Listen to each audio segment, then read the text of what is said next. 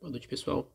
No vídeo de hoje eu vou falar um pouco sobre propriedades da transformada Z e usar ela para calcular o enésimo termo de Fibonacci, né, da série de Fibonacci. Essa transformada, assim como eu aplico a de Laplace, né, que eu falei em outro vídeo, a uma função no tempo, onde aqui esse tempo, né, é um número real, no caso maior ou igual a zero.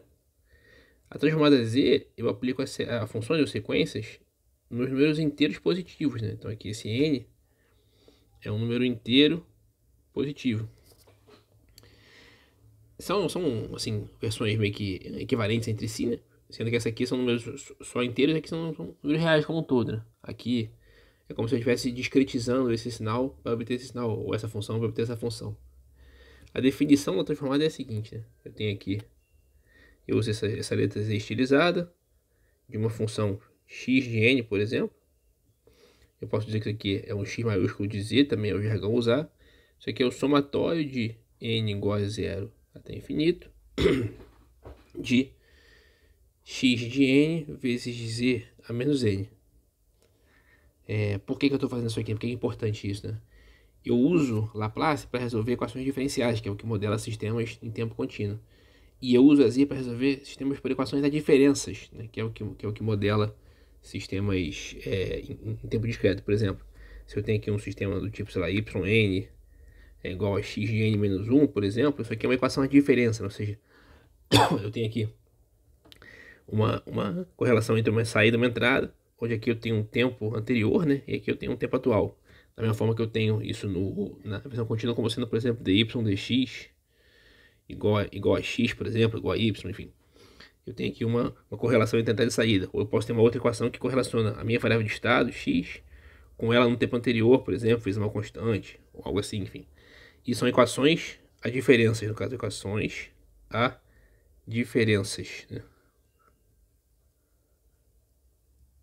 E eu uso a transformada Z para resolvê-las. Por quê? Ela tem algumas propriedades, por exemplo. Uma delas é a seguinte.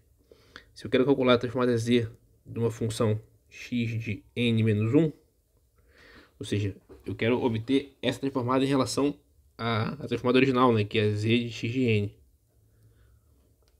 Como que eu vou calcular isso então? Vou dizer que isso aqui vai ser, no caso, pela definição, né, o somatório de n igual a zero até infinito, de x de n menos 1, z a menos n. Posso fazer aqui uma mudança de variáveis, né? Posso aqui, por exemplo, falar que k igual a n menos 1, então vou ter que n igual a k mais 1. Então eu vou ter aqui que isso aqui vai ser igual, que é minha z, né, de x de n menos 1, vai ser igual ao somatório. Quando n for igual a zero, k é menos 1. Então k igual a menos 1, menos 1, até infinito, né, que não faz diferença, infinito, menos 1 infinito, de x de k, z a menos, aí eu vou ter n vai ser k mais 1, então menos n menos 1. Se eu puxar aqui fora o termo de menos 1, né, então eu vou ter aqui a minha transformada z de menos 1, eu vou ter aqui esse termo de menos 1, eu vou ter x de menos 1 vezes z de menos 1, que é 1 menos 1, 0, z a 0 é 1. Então eu vou ter aqui x de menos 1 mais somatório de k igual a 0 até infinito de x de k, z a menos aqui tinha que ser k, pessoal, desculpa, menos k, menos 1, menos k, menos 1. Eu posso puxar um z menos 1 aqui para fora, então vou ter que esse meu z de x de n menos 1 vai ser igual a x de menos 1 mais somatório de k igual a 0 até infinito de x de k vezes z a menos k, isso tudo vezes z menos 1, que isso aqui é exatamente z a menos 1 x de z, né, ou a transformada z de x de n, mais x a menos 1. Da mesma forma que Laplace, né, quando eu derivo no tempo, eu obtenho aqui aquele sx de s menos a condição inicial, aqui eu tenho mais a condição inicial. Mas, ou seja, quando eu desloco no tempo, né, que é o equivalente a derivar na versão contínua, eu obtenho aqui uma multiplicação por z menos 1 mais o termo inicial. Uma outra propriedade interessante da transformada z é que a transformada z de uma sequência, por exemplo, a elevado a n, Isso aqui vai ser igual, no caso, né, somatório de n igual a zero até infinito, de a elevado a n vezes z a menos n. Isso aqui vai ser igual ao somatório de n igual a zero até infinito, de a vezes z a menos 1 elevado a n. Isso aqui é uma série geométrica, cujo primeiro termo é 1 e cuja razão é a z menos 1. Então, a transformada z de uma série exponencial é 1 sobre 1 menos az menos 1. Beleza. Vamos então usar isso aqui agora para calcular a minha série de Fibonacci. Então vamos lá para a série de Fibonacci. Aqui minha série, ou sequência, né? Sequência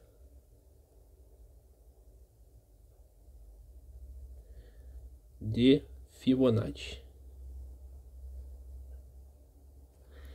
Geralmente eu calculo, né, Fibonacci, eu parto os primeiros termos são 0 e 1. E eu calculo o seguinte, somando dos anteriores. Então eu tenho 0 mais 1, 1 mais 1, 2, 1 mais 2, 3, 2 mais 3, 5, 3 mais 5, 8, 5 mais 8, 13, assim por diante. Beleza. Só que com isso, para eu achar o enésimo termo, eu preciso calcular todos os termos antes, né? E somando. É uma forma de fazer, mas é uma forma demorada. Eu posso usar a minha transformada Z para calcular isso. De que jeito? Eu tenho isso aqui, como eu falei, né? Qualquer termo dela, vamos chamar aqui de F, né? De Fibonacci. F de N é a soma dos termos dos dois termos de antes. Beleza? Perfeito. Então, e eu tenho aqui de condições iniciais, né? O meu F de 0 é 0 e o meu F de 1 é 1. Só que eu tenho que obter aqui o F de menos 1 e o F de menos 2. Então vamos obter eles aqui rapidinho num canto. Vamos lá. O meu F de... Eu tenho que obter o F de menos 1 e o F de menos 2, né? Então como? Se eu aplicar a equação aqui, eu tenho que o F de 0 vai ser igual ao F de... Perdão, o F de 1 vai ser igual ao F de 0 mais o F de menos 1. O F de 1 é 1, o F de 0 é 0, o F de menos 1 é quem eu quero encontrar. Então meu F de menos 1 vai dar 1. Da mesma forma, se eu aplicar aqui de novo, meu F de 0 vai ser igual a F de menos 1 mais o F de menos 2. O F de 0 é 0, o F de menos 1 eu acabei de calcular como sendo 1. Então, sobrou só o F de menos 2, que vai dar menos 1. Então, obtive minhas condições iniciais. Então, voltando para calcular a Fibonacci, vamos lá, minha equação F de N igual a F de N menos 1 mais F de N menos 2. Se eu aplicar a transformada Z, isso aqui vai dar a minha transformada Z de F. Isso aqui vai dar Z menos 1 vezes a minha transformada Z de F, mais a minha condição em menos 1, que é 1. Esse cara aqui vai dar, no caso, vamos fazer por parte, né? Eu vou ter aqui Z menos 1 vezes a minha transformada Z da minha sequência F de N menos 1, que eu ainda não sei quem é, mais o meu F de menos 2, que é menos 1. Então aqui vai dar menos 1. Beleza. Esse cara vai cortar com esse.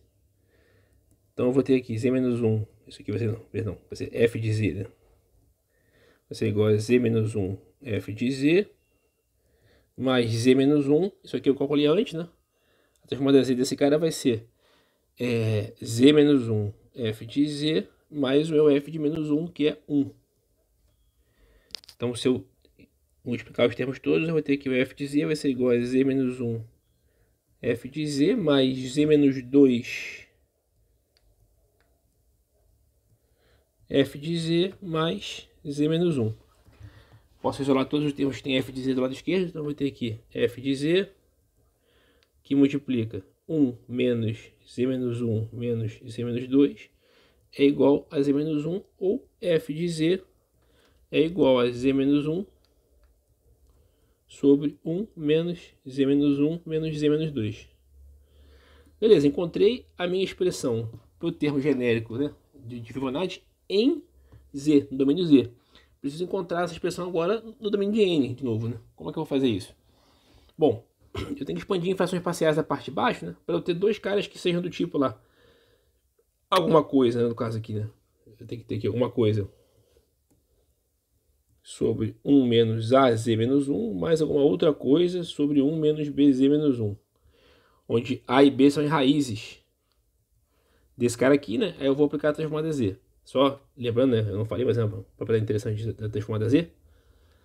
ela também é linear, né? Então se eu aplicar a transformada Z a uma combinação linear das sequências, de duas sequências diferentes, é a mesma coisa que eu aplicar aquela mesma combinação às transformadas Z das sequências, né?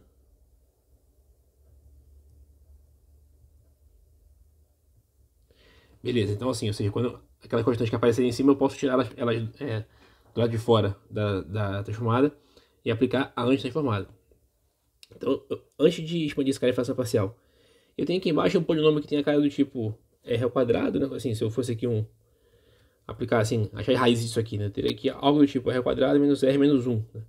Se fosse multiplicar isso aqui por z ao quadrado dos dois lados, igual a zero. Qual é a raiz disso aqui? Por baixo, que vai ter que isso aqui vai ser menos esse cara, que é 1, mais ou menos raiz de 1 ao quadrado, menos 4 vezes 1 vezes menos 1. Então, 1 mais 4, 5, sobre 2. Então, as raízes são 1 mais raiz de 5 sobre 2 e 1 menos raiz de 5 sobre 2. Então, quando eu expandir esse cara em frações parciais, eu vou ter algo que vai parecer com A sobre 1 menos 1 mais raiz de 5 sobre 2, z menos 1, mais B sobre 1 menos 1 menos raiz de 5 sobre 2, z menos 1. Que são minhas duas raízes, certo? Se eu aplicar, então, um denominador comum aqui das duas, eu vou ter aqui, embaixo eu vou ter esse termo aqui, certinho, você pode até conferir. E em cima eu vou ter A, que multiplica 1 menos 1 menos raiz de 5 sobre 2, z menos 1, mais B, que multiplica 1 menos 1 mais raiz de 5 sobre 2, z menos 1. Isso tem que ser igual, sempre igual, congruente no caso, a z menos 1. Então, ou seja, meu termo constante aqui, que é A mais B, tem que ser igual a zero. E o meu termo de z menos 1, né, que no caso aqui vai ser menos A, que multiplica 1 mais raiz de 5 sobre 2. Perdão, 1 menos raiz de 5 sobre 2. Menos B, que multiplica 1 mais raiz de 5 sobre 2. Isso aqui tem que ser igual a 1, que é o termo aqui do lado direito. Dessa equação de cima, eu posso tirar aqui que A é igual a menos B. Então eu posso substituir aqui. Isso aqui vai dar B. Bom, vou fazer aqui embaixo, né? Então eu vou ter aqui que B, que multiplica 1 menos raiz de 5 sobre 2, menos B, que multiplica 1 mais raiz de 5 sobre 2, é igual a 1. Aqui eu tenho um B sobre 2, aqui eu tenho menos B sobre 2, corta. Aqui eu tenho um menos B sobre, raiz de 5 sobre 2, aqui outro. Então isso aqui vai dar menos B raiz de 5 é igual a 1. Então B é igual a menos 1 sobre raiz de 5, que é a mesma coisa que raiz de 5 sobre 5. Menos raiz de 5 sobre 5. O A, como é menos B, então é raiz de 5 sobre 5. Então, voltando aqui para a minha expressão em Z, o meu F de Z vai ser igual, então, meu A é raiz de 5 sobre 5. Eu posso botar até na evidência, porque como os dois termos são raiz de 5 sobre 5, né, só com o sinal trocado, eu posso colocar ele na evidência. Aí o termo positivo está em cima do 1 mais raiz de 5 sobre 2, então eu vou ter aqui 1 sobre 1 menos 1 mais raiz de 5 sobre 2, z menos 1, menos 1 sobre 1 menos 1 menos raiz de 5 sobre 2, z menos 1. Se eu aplicar aqui a anti-transformada z a esse cara, agora fica mais fácil, né? Então eu vou ter que a minha sequência em n vai ser o raiz de 5 sobre 5. Aí a anti-transformada z desse cara é esse cara aqui elevado a n. Então 1 mais raiz de 5 sobre 2 elevado a n, menos esse cara aqui elevado a n. Então menos 1 menos raiz de 5 sobre 2 elevado a n. Isso é a minha expressão genérica para qualquer termo de Fibonacci em termos de n. Eu não preciso saber os termos anteriores. Se eu quero saber qual é o centésimo termo de Fibonacci, eu boto aqui n igual a 100 e computo ele, simplesmente. Não tem que fazer contas com relação a isso. Um outro fato interessante a respeito disso, que a gente pode obter também pela série de Fibonacci, é o seguinte: é calcular o limite quando n tende a infinito da razão entre dois termos consecutivos de Fibonacci.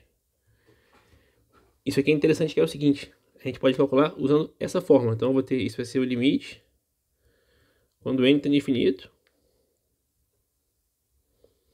Bom, o termo em n mais 1, aqui em cima eu vou ter raiz de 5 sobre 5, que multiplica 1 mais raiz de 5 sobre 2 elevado a n mais 1,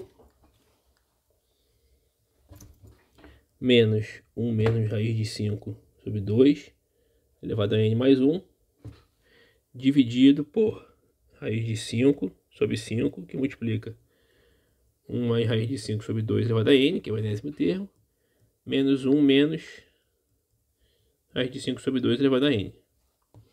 Bom, esse cara corta com esse, né, que são iguais. E como o limite estou tirando o limite de exponenciais, que são contínuos, o limite da exponencial, ou da soma, aqui no caso das exponenciais, pode ser a soma dos limites.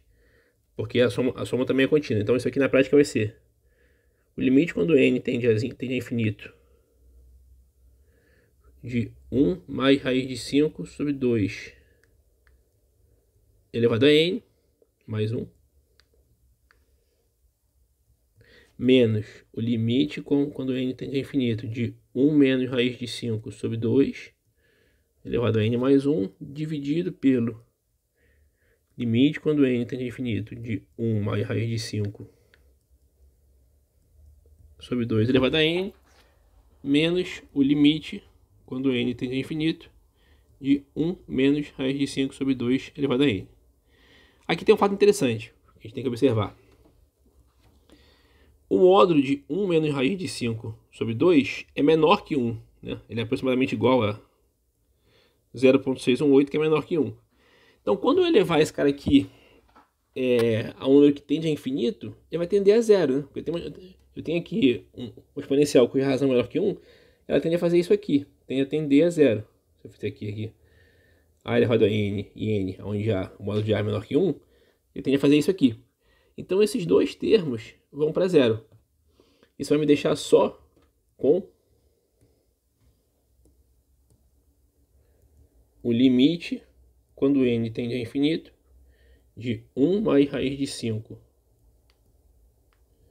1 mais raiz de 5 sobre 2 elevado a n mais 1, dividido pelo limite quando n tende a infinito de 1 mais raiz de 5 sobre 2 elevado a n. Novamente, né? O limite da divisão é a divisão do limite também. Então eu posso dizer que isso aqui é o limite quando n tende a infinito de 1 mais raiz de 5 sobre 2 elevado a n mais 1, dividido por 1 mais raiz de 5 sobre 2 elevado a n. Pela propriedade exponencial, isso aqui vai dar, essa tem a mesma base, né? Então isso vai ser o limite quando n tende a infinito de 1 mais raiz de 5 sobre 2, porque vai ter n mais 1 menos n, não, só 1 no expoente. Como eu tenho aqui n é infinito de algo que nem depende de n mais, então a resposta final é 1 mais raiz de 5 sobre 2, né? Que isso aqui, lembrando, né, é o limite quando n tende a infinito de dois termos consecutivos de Fibonacci na divisão. Ele tende a esse número aqui, que é tido como uma proporção áurea. Esse número aqui é chamado proporção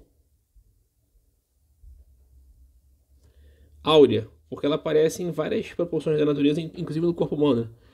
Por isso, inclusive, que essa série de Fibonacci é tão conhecida, porque a razão entre dois termos consecutivos dela tende à proporção áurea, que é esse termo aqui chamado às vezes de φ, que é 1 mais raiz de 5 sobre 2. Isso conclui nosso vídeo, pessoal.